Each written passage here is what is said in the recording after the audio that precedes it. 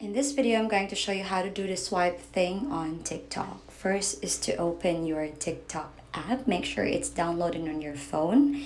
Now once we're in there, just tap on the plus button on the center and the bottom part. And then you can go click on uploads. Now for example, these 5 pictures, you can just tap and select multiple pictures or videos. Actually, you can choose as many as you can and then click next.